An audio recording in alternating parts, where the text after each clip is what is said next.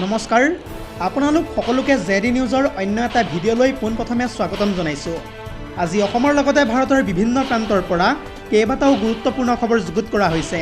তাৰে ভিতৰত প্ৰথমটো খবৰেই হৈছে এটা অত্যন্ত গুৰুত্বপূৰ্ণ খবৰ, কিয়নো কেইটিমান মুহূৰ্তৰ পূৰ্বে 17টাকৈ বাংলাদেশীক পুছবেক কৰিব যাওঁতেই উত্তপ্ত পৰিস্থিতিৰ সৃষ্টি হৈছে ভাৰত বাংলাদেশ সীমান্তত। আৰু এই সন্দৰ্ভত সবিশেষ তথ্য জনাম ফুল স্ক্ৰীনৰ জৰিয়তে। পুনৰ জনাইছোঁ, কেইটিমান মুহূৰ্তৰ পূৰ্বে উত্তপ্ত হৈ পৰিছে ভাৰত বাংলাদেশ সীমান্তত নিয়োজিত BSFক আক্ৰমণ কৰিবলৈ উদ্যত হৈ পৰিছে শ শ বাংলাদেশী নাগৰিক। প্ৰায় 17টাকৈ বাংলাদেশীক পুছবেক কৰিবলৈ যাওঁতেই উত্তপ্ত পৰিস্থিতিৰ সৃষ্টি হৈছে সীমান্তত। ভাৰতৰ পৰা খেদি পঠিওৱা বাংলাদেশীক বাংলাদেশত প্ৰৱেশত বাধা প্ৰদান কৰিছে ইতিমধ্যে বিজিবি অৰ্থাৎ বৰ্ডাৰ গাৰ্ড অফ বাংলাদেশে চমজি নলয় বাংলাদেশী কেইটাক। এটা জৰুৰী খবৰ জনাই আছে এই মুহূৰ্তত। ইতিমধ্যে BSFক বাধা দিবলৈ ওলাই আহিছে শ শ উত্তেজিত বাংলাদেশী। বাংলাদেশৰ নাওগাঁ জিলাৰ হাপাহাৰা হাপানিয়া সীমান্তৰ 238 নম্বৰ মেইন পিলাৰৰ ওচৰত এই ঘটনাটো সংঘটিত হৈছে বুলি জানিব পৰা গৈছে।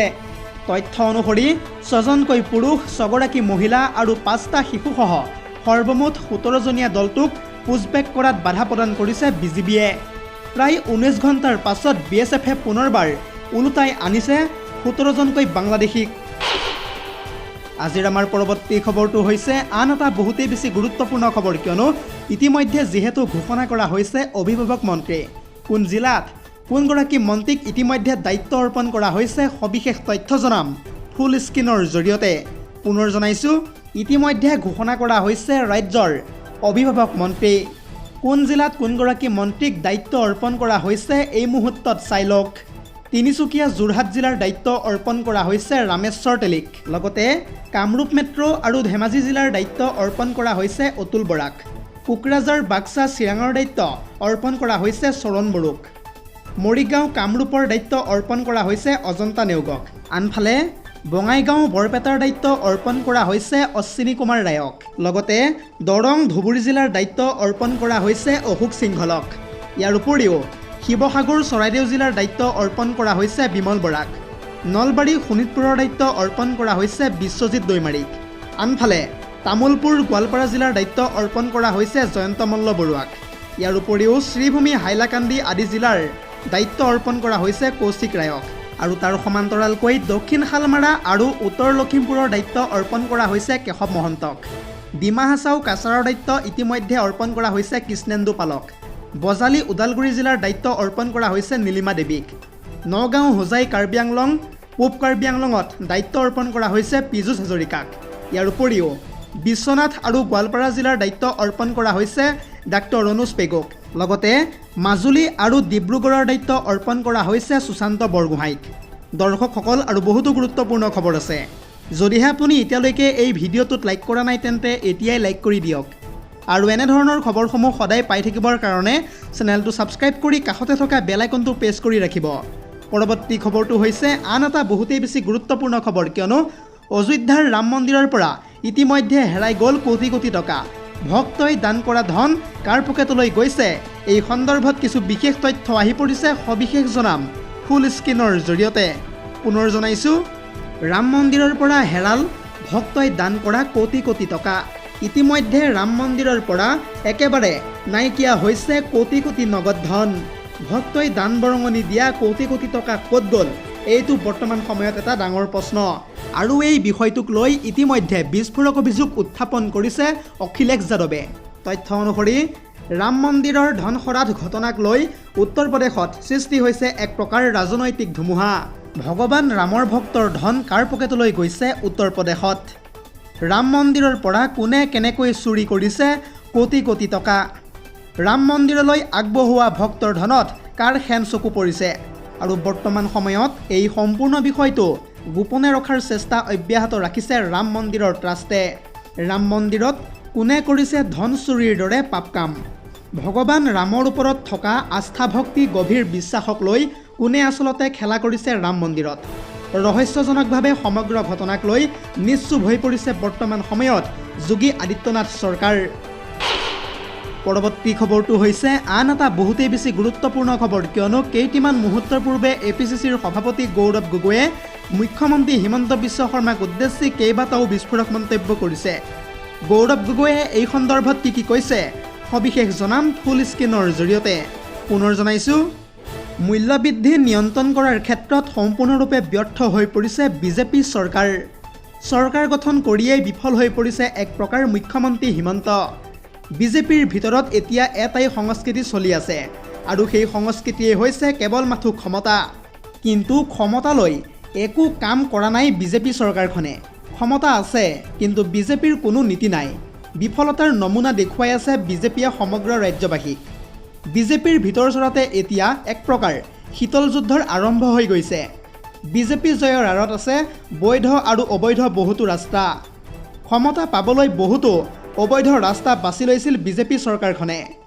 বিজেপিৰ বিৰুদ্ধে এনেদৰে কেইটিমান মুহূৰ্তৰ পূৰ্বে আক্ৰমণাত্মক ৰূপত দেখিবলৈ পোৱা গৈছে গৌৰৱ গগৈক। আজিৰ আমাৰ পৰৱৰ্তী খবৰটো হৈছে আন এটা বহুতেই বেছি গুৰুত্বপূৰ্ণ খবৰ, কিয়নো কেইটিমান মুহূৰ্তৰ পূৰ্বে কংগ্ৰেছ জনতা পাৰ্টীক উদ্দেশ্যি কেইবাটাও ডাঙৰ মন্তব্য কৰিছে বিজেপিৰ ৰাষ্ট্ৰীয় সভাপতি তথা নীতিন নবীনে। নীতিন নবীনে এই সন্দৰ্ভত কি কৈছে সবিশেষ জনাম ফুল স্ক্ৰীনৰ জৰিয়তে। পুনৰ জনাইছোঁ, কংগ্ৰেছ জনতা পাৰ্টীক লৈ বিজেপিৰ প্ৰথমটো ডাঙৰ মন্তব্য প্ৰকাশ। বিদেশত বহি ভাৰতৰ যুৱ প্ৰজন্মক নিয়ন্ত্ৰণ কৰিবলৈ দিয়া নহ'ব এতিয়াৰে পৰা। নেতিবাচক ৰাজনীতিৰ বাবে ব্যৱহাৰ কৰা হৈছে বৰ্তমান সময়ত ভাৰতৰ যুৱ প্ৰজন্মক। ডিজিটেল যুদ্ধৰ সুযোগত যুৱ প্ৰজন্মক বিপথে পৰিচালনা কৰিব নোৱাৰিব এতিয়াৰে পৰা। কেৱল ইমানেই নহয়, যুৱ প্ৰজন্মক নিগেটিভ ৰাজনীতিৰ দিশে লৈ যোৱাসকলক সকিয়নি প্ৰদান কৰিছে ইতিমধ্যে নীতিন নবীনে। নেতিবাচক নহয়, ইতিবাচক ৰাজনীতি কৰিব ভাৰতৰ যুৱ প্ৰজন্মই। গণতান্ত্ৰিক মৰ্যাদা ভংগ কৰিবলৈ দিয়া নহ'ব এতিয়াৰে পৰা ভাৰতত। নৱপ্ৰজন্মক উচতনি দিয়া বন্ধ কৰক CJPয়ে। অনুশাসনৰ জৰিয়তে ৰাষ্ট্ৰ নিৰ্মাণৰ বাবে কাম কৰিব এতিয়াৰে পৰা যুৱ প্ৰজন্মই। CJPৰ প্ৰতিবাদৰ প্ৰত্যুত্তৰ দি এনেদৰে এতিয়া ডাঙৰ মন্তব্য কৰিছে বিজেপিৰ ৰাষ্ট্ৰীয় সভাপতি তথা নীতিন নবীনে। আজিৰ আমাৰ পৰৱৰ্তী খবৰটো হৈছে আন এটা বহুতেই বেছি গুৰুত্বপূৰ্ণ খবৰ, কিয়নো তৃতীয় আৰু চতুৰ্থ বৰ্গৰ চাকৰিত আবেদন কৰিব নোৱাৰিব এতিয়াৰে পৰা উচ্চ শিক্ষিত লোকে। কাৰণ ইতিমধ্যে সৰ্বোচ্চ ন্যায়ালয়ে এক প্ৰকাৰ বৃহৎ ৰায়দান প্ৰদান কৰা দেখিবলৈ পোৱা গৈছে। আৰু এই সন্দৰ্ভত সবিশেষ জনাম ফুল স্ক্ৰীনৰ জৰিয়তে। পুনৰ জনাইছোঁ, উচ্চ শিক্ষিত প্ৰাৰ্থীয়ে নিম্ন অৰ্হতা পদৰ চাকৰিত আবেদন কৰিব নালাগে, এয়া মন্তব্য সৰ্বোচ্চ ন্যায়ালয়ৰ। উচ্চ শিক্ষিত প্ৰাৰ্থীক তৃতীয় আৰু চতুৰ্থ বৰ্গৰ চাকৰি দিয়াটো কেতিয়াও গ্ৰহণযোগ্য নহয়। নিৰ্ধাৰিত অৰ্হতা সম্পন্ন প্ৰাৰ্থীকহে চৰকাৰী চাকৰি আচলতে প্ৰদান কৰিব লাগে। দশম শ্ৰেণী উত্তীৰ্ণ প্ৰাৰ্থীৰ চাকৰি উচ্চ শিক্ষিত লোকক কেতিয়াও দিব নালাগে। যোগ্য প্ৰাৰ্থীক বঞ্চিত কৰি উচ্চ শিক্ষিত লোকক চাকৰি দিয়াটো এটা হৈছে চূড়ান্ত বেয়া কাম। ন্যায়াধীশ হাছানুদ্দিন আমানুল্লাহ আৰু আৰ মহাদেৱন বিচাৰপীঠৰ এয়া হৈছে এক প্ৰকাৰ চূড়ান্ত ৰায়দান।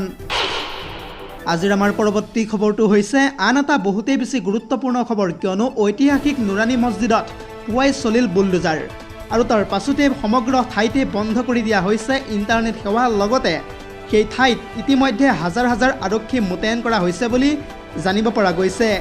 পুনৰ জনাইছোঁ, ইতিমধ্যে সমগ্ৰ ঠাইতে বন্ধ কৰি দিয়া হৈছে ইণ্টাৰনেট। প্ৰায় 3000 আৰক্ষী অৰ্ধসামৰিক বাহিনীও মোতায়েন কৰা হৈছে উচ্ছেদস্থলীত। লগতে 24 ঘণ্টাৰ বাবে বাতিল কৰি দিয়া হৈছে ইণ্টাৰনেট সেৱা। ভয়ংকৰ পৰিস্থিতিৰ আশংকাত ইতিমধ্যে প্ৰশাসনে গ্ৰহণ কৰিছে এক প্ৰকাৰ ডাঙৰ পদক্ষেপ। জয়পুৰৰ 48 বছৰ পুৰণি নুৰানী মছজিদত প্ৰশাসনে পুৱাই চলাইছে বুলডোজাৰ। পথ বহলীকৰণ প্ৰকল্পৰ আওতাত জয়পুৰ উন্নয়ন কৰ্তৃপক্ষই পুৱাই চলাইছে বুলডোজাৰ। পথ বহলীকৰণ প্ৰায় 80 ফুটলৈ পৰিসৰত পৰিছে মুঠ 5টাকৈ ধৰ্মীয় স্থান। তাৰে ভিতৰত মছজিদৰ লগতে 2টা মন্দিৰ, এটা মাজাৰ আৰু এটা সৎ সৰংগ ভৱনতো প্ৰশাসনে পুৱাই চলাইছে বুলডোজাৰ। আৰু এই সমগ্ৰ অঞ্চলত ইতিমধ্যে গঢ়ি তোলা হৈছে কটকটীয়া নিৰাপত্তা বেষ্টনী। News desk report, ZD news.